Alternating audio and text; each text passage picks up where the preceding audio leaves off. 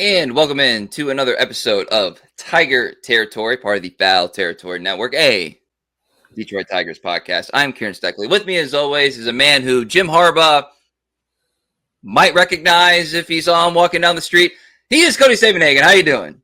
Doing all right. I don't think Jim Harbaugh would recognize me. That was it was a strange year covering Michigan. I wasn't in an elevator with him once, and he didn't really pay me much mind. Hope everyone had a Merry Christmas. Hope everyone's enjoying their holiday season as we come up on the new year. Big update since our last podcast. The Tigers have still not done anything, so I guess we're going to talk about the things they haven't done. While there has been a lot of other action across the league. There has been, which the benefit for us is that with every move and a key situation, it kind of helps shape, further a little bit, kind of narrows down what, could be possible, what may be possible. So there is some benefit to that, although it's still inaction from the specific Tigers.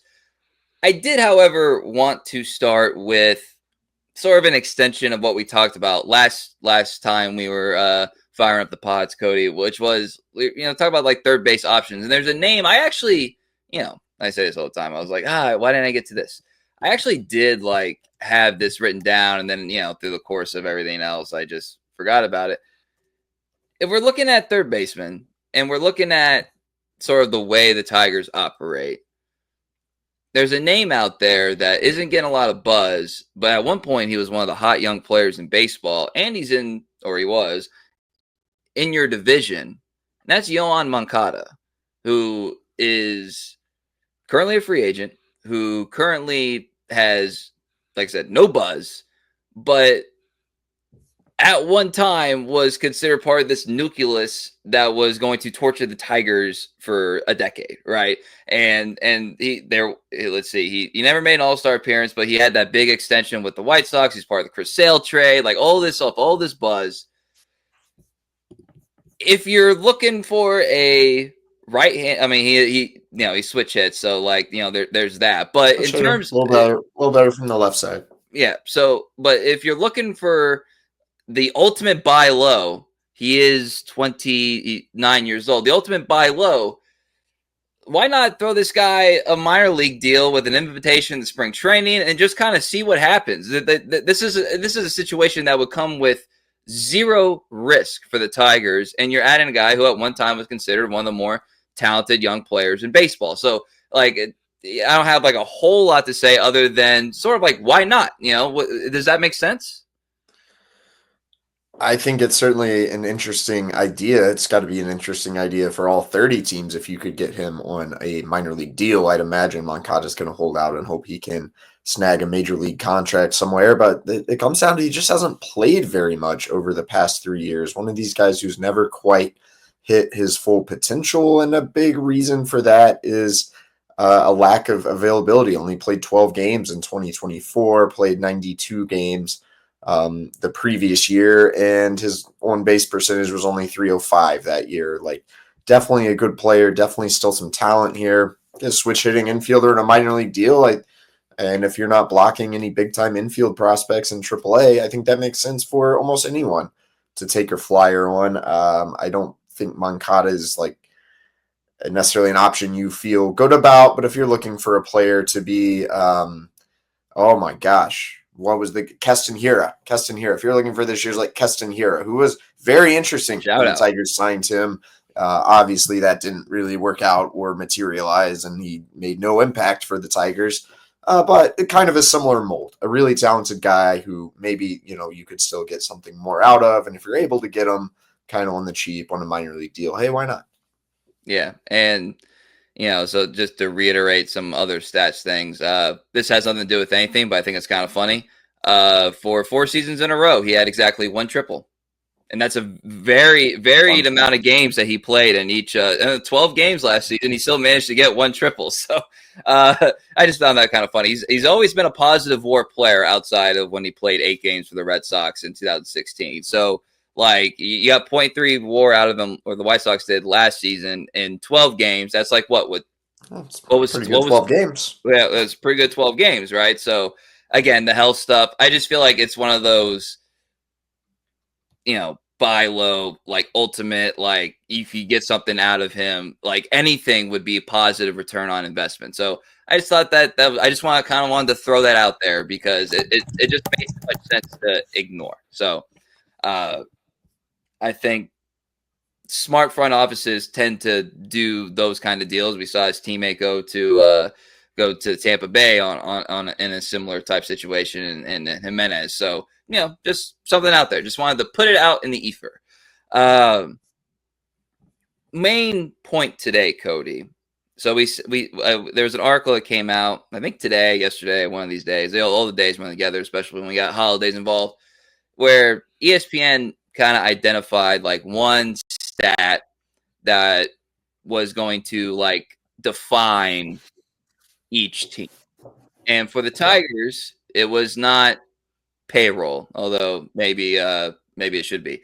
It was actually on base percentage. Now, we're sitting here and it's almost 2025, right? So it's kind of a lot of things are in the past a little bit. It's like refresher time, and instead of like remember how you felt. Remember, gotta start remembering how it was. Mm-hmm. As awesome as that run to the playoffs was last year, it is worth noting that we know about the pitching chaos. Some great defensive plays.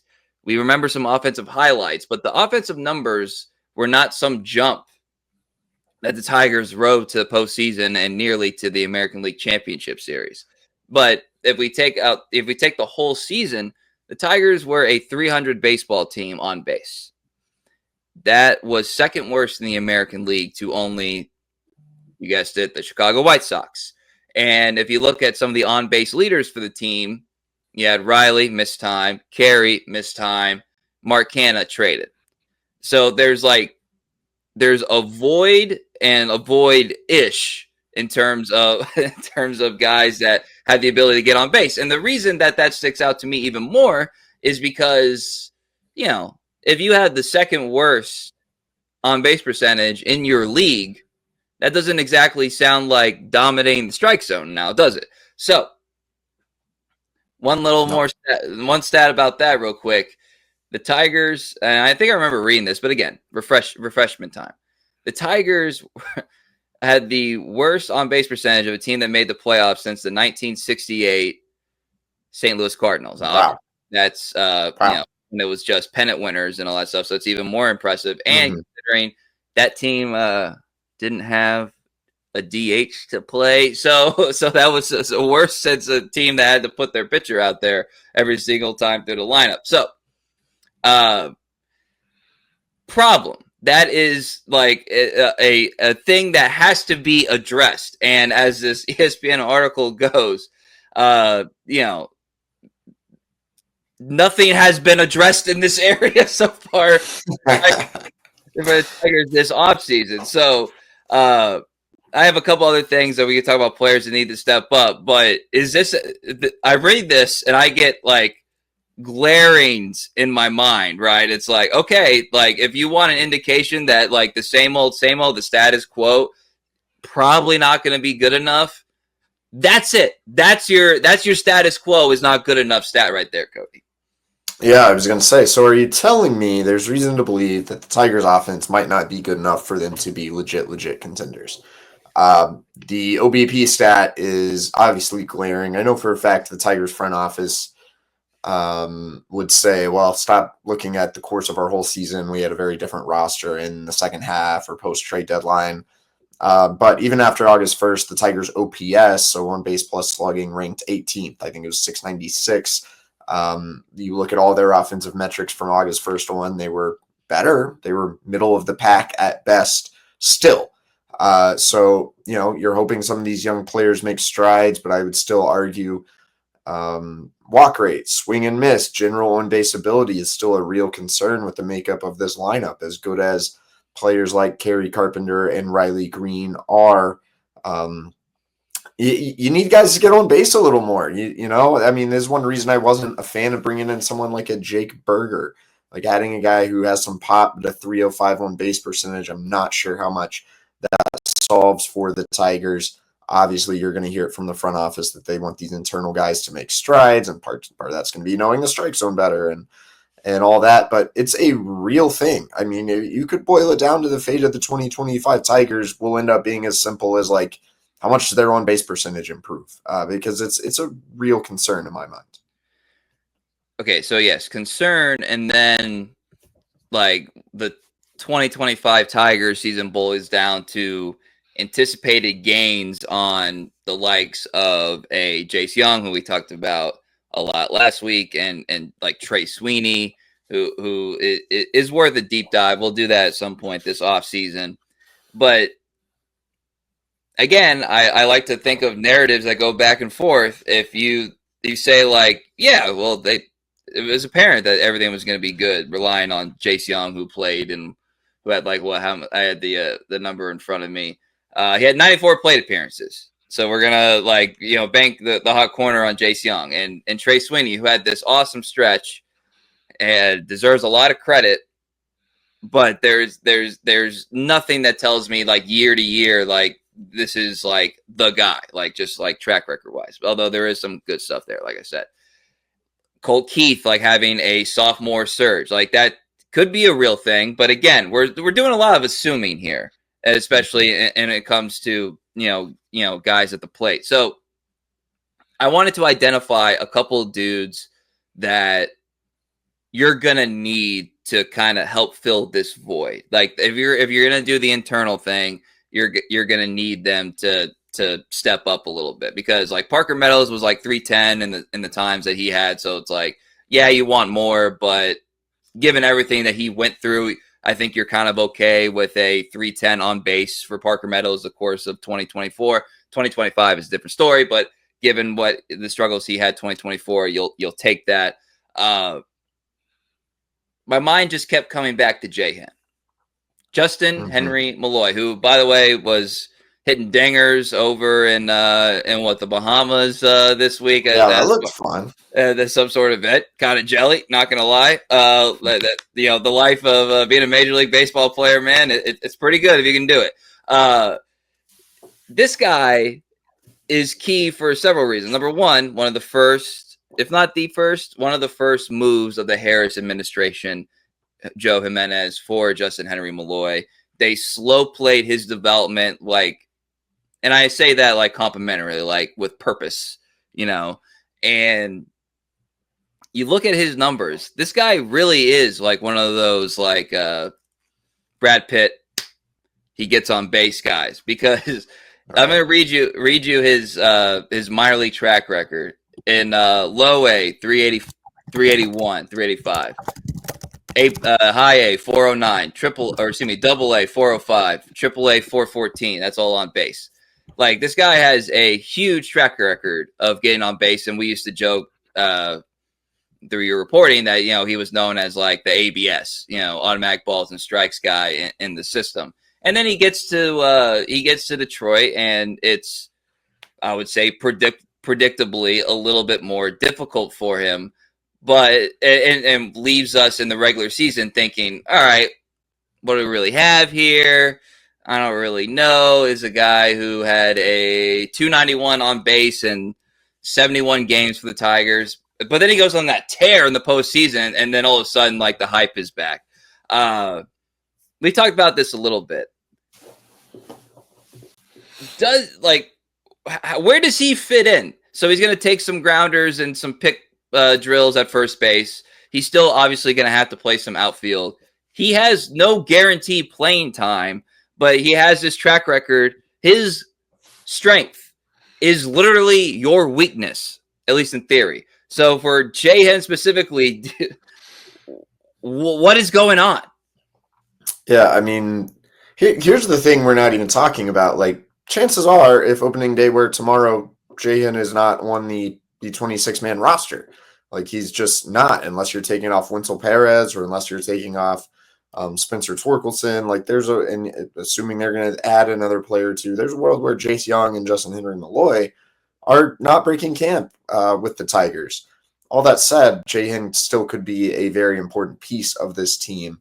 And I think the fact he's taking grounders at first is huge. I have no idea how much he'll play first base in the major leagues next year, but the fact he has that option gives him a much more realistic path to a roster spot, puts some pressure on Spencer Torkelson to produce.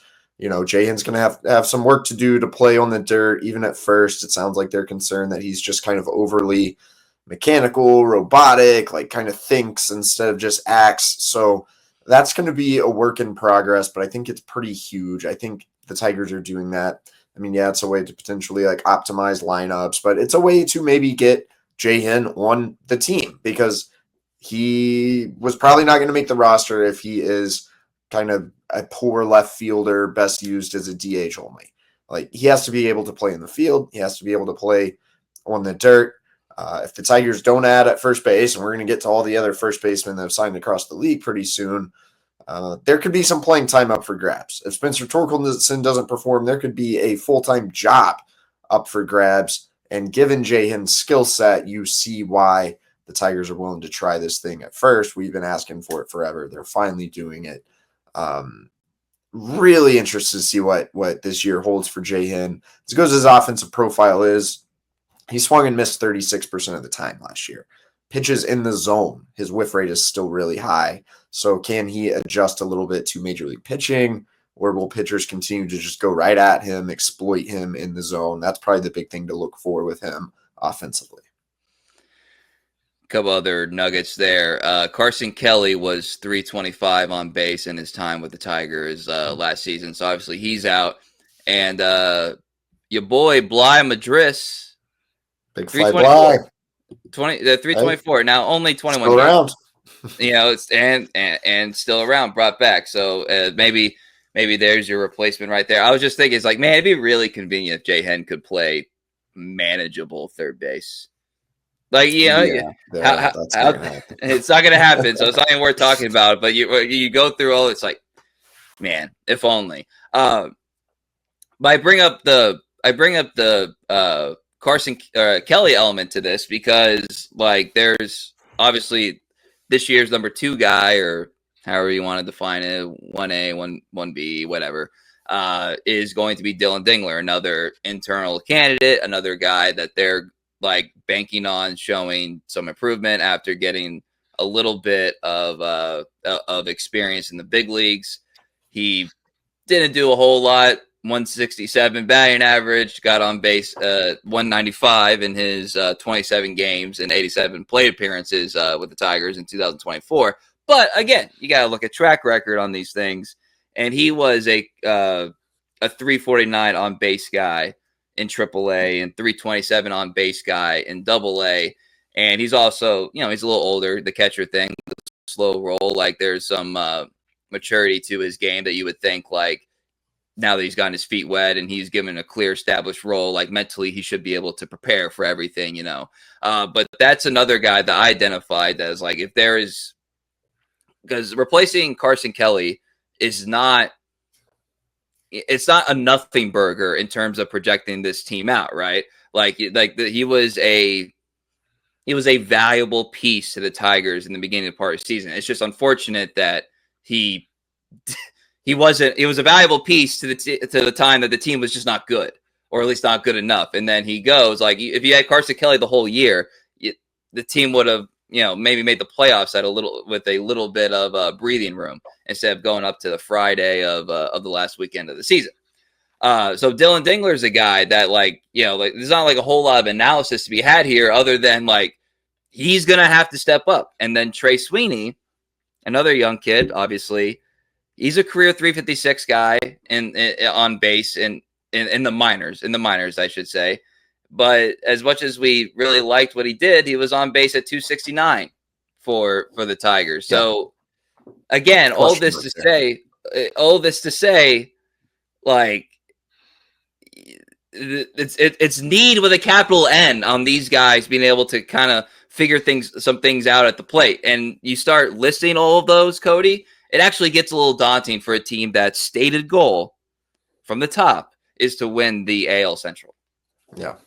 Parker Meadows is a huge factor in this conversation too. Is he a legit leadoff guy, like this best version of Parker we've seen? Is he a 350 OBP, 330, 310, or is it lower? Like, if he can get on base consistently enough and be the best version of himself enough to be your leadoff man, damn near every day, that's kind of a game changer for the entire lineup in a way. And if he can't, you're kind of back to square one. Do you have a leadoff hitter? Who's setting the tone for you each and every day? So as much as Meadows did once he returned last year, still such an X factor that could go a long way in whether the team can achieve that said goal you alluded to. All right. Every now and then when we're doing the podcast, I think like I'm going to come back to this moment as many times as is appropriate. And the phrase back to square one, like if X doesn't happen, then you're back to square one is going to be one that I remember for like the entirety of this season, should things go the way that is obviously in the realm of outcomes. You know what I mean? Like all this stuff that we talk about, like we're probably number one Tigers podcast in terms of like talking about realm of outcomes. Like it's because that's all I think about, and so like you're back to square one, with first base. You're back to square one with third base. You're back to square one with shortstop. You're back to square one with who is your, third outfielder. Because, Perez is a guy that, like nothing's guaranteed either. So all of a sudden you start getting a lot, backup catcher. You start getting a lot of could be back to square ones. And like I said earlier, it gets a little daunting. So I remember that. Back to square one. I really hope the Tigers do not become the 2025 Tigers do not become the back to square one Tigers. But like there are things that you feel like need addressing. And as of now, have not been addressed. Now, again, for the record, it's December 26th, and there's still time in the offseason to improve the roster. So, like, we could be prisoner of the moment and kind of laugh that we were worried about this because Bregman's in tow or, Kim is in tow or whatever. But as of now, like, a lot of potential back to square ones. And you know what back to square one is? Putting Javi Baez in the lineup every day. That's what back to square one is. Yeah, there's that. We'll see. Like with much offseason still ahead of us, an early vibe I'm getting from this team is the 2016 Astros. AJ Hinch's second Astros team. Came in first year and they made the playoffs. They won 86 games. They were surprised. They were a young team. You would imagine this team would take some gigantic leap the next year, and they didn't, even though, like, Altuve was really good and Carlos Correa was really good. They just weren't a fully formed machine yet. They won 84 games. They were a fine team, but they missed the playoffs. Now, the big jump came the year after. They won 101 games. They also cheated that year, but that second Astro, like, everyone just assumes that it's going to be this constant, easy ramp. And baseball just doesn't always work like that. I think that 16 Astros team is a good kind of example that, like, things can go fine, but just because you played well in the second half of one year does not guarantee you anything the next. No, very well said. And again, we'll see if anything at all is made to address, and then, like, look forward to what Scott Harris has to say, day two or whatever, whenever he speaks over there in Lakeland in spring training. All right, let's do a little. I kind of envision this kind of being like, is the price right? So it's not the price is right because we're not doing any of that kind of like bidding stuff, but like, is the price right? So a couple of these moves that have happened in the offseason where it's like, would you have done this if you were the Tigers? What prompted this idea from me, Cody, was Walker Buehler, a guy that, we have talked about is, was just naturally linked to the Tigers as a guy that was a free agent and didn't have a qualifying offer and seemed like the kind of moxie that maybe this in need of veteran leadership, team could use. And you're probably not going to get him at his highest price point, right? That was the idea. Well, now we know for sure you're not getting Walker Buehler at his highest price point. He signs with the Boston Red Sox, or I don't know if he's signed yet, but he is reportedly agreed to terms, whatever proper terminology we need to use there, for 1 year and just over $21 million.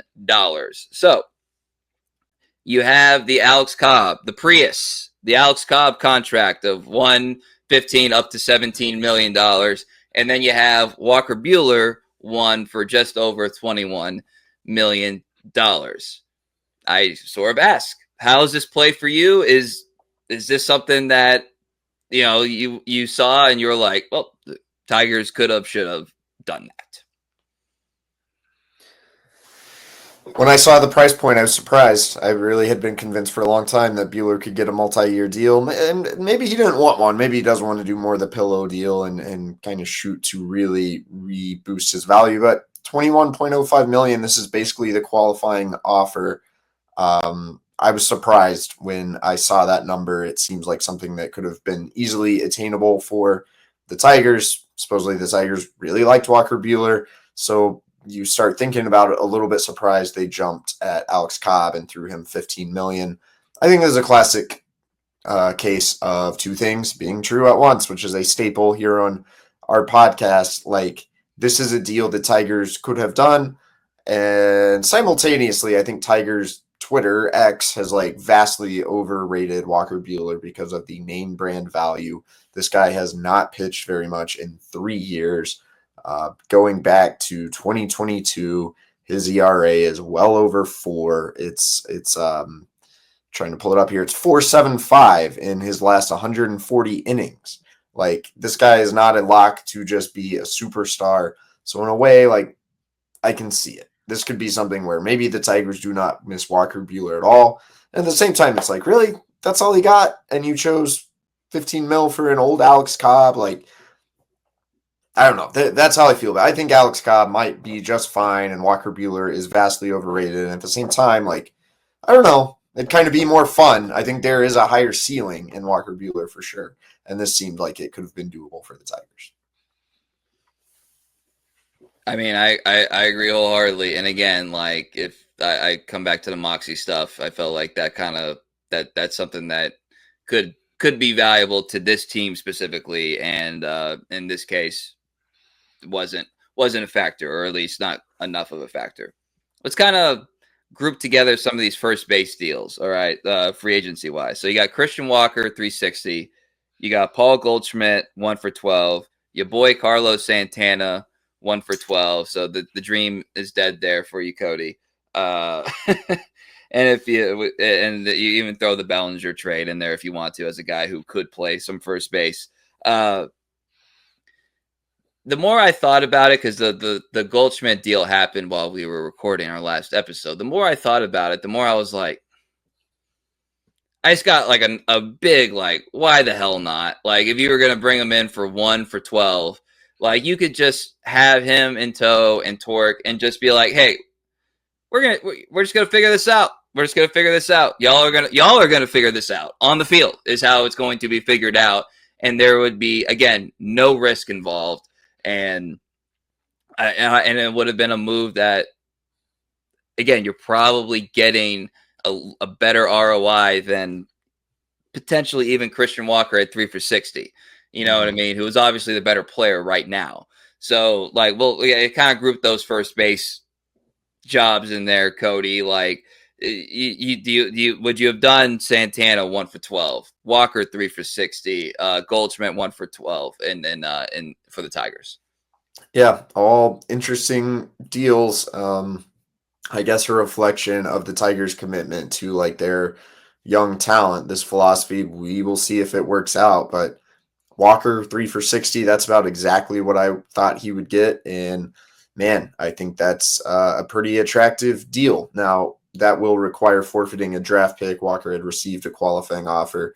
I think that probably turned the Tigers off. For a guy they were only going to have for 3 years, maybe that's a little bit different than Bregman, who in theory you could have for 6 or 7 years. Maybe you're more willing to forfeit a draft pick in that case. At the same time, I don't know, man. Christian Walker, 3 for 60. Man, I think that made a lot of sense for the Detroit Tigers. And if you didn't want to do that, my boy Carlos Santana, 1 year, $12 million. It seemed like Santana really likes Cleveland and was kind of intent on going back there. Ken Rosenthal had a good article about it that did mention the Tigers as being in on him a little bit until the end to some degree. But 12 million, you know, if you can get Alex Cobb 15 million, why can't you give Carlos Santana 15, 16 million?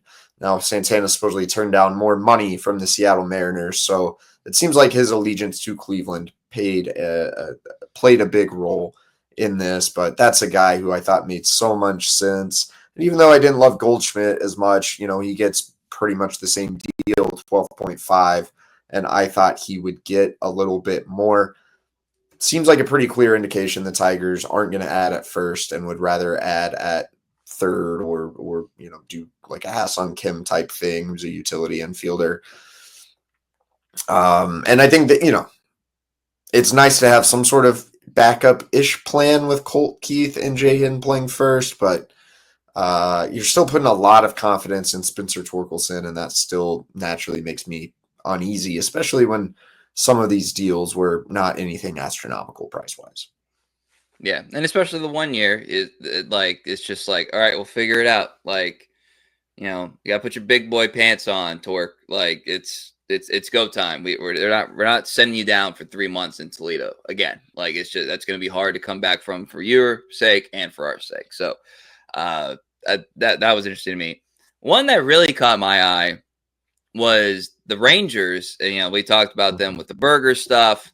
I really, really liked the Nathaniel Lowe deal for like the Nationals, like, you know, just in terms of just value. Like they didn't give up hardly anything. They gave up a pitcher who some guys that look at, you know, beneath the surface numbers like Robert Garcia, but he was a .3 WAR pitcher last year, and so like, but you give up Brian Sammons for Nathaniel Lowe, Yes. who has 2 years of team control, or not team control. Yeah, 2 years of team control. He was a 2.7 WAR player. He's got a Gold Glove. He bats left-handed, so you can do some. You could either just take Torque's job, or you could do some sort of like platooning element there if you really wanted to. It just, there's the experience with being a World Series winner. Like I don't know how he is in the clubhouse. You covered the Rangers during that stretch. I don't know if you have any. Great guy. So there you go. Like, you know, great guy to have around the clubhouse. I know fans here, you know, loved him. Didn't give a whole lot. He's not even in a contract year. I would have been pretty excited for that deal if it was Nathaniel Lowe ending up in Detroit.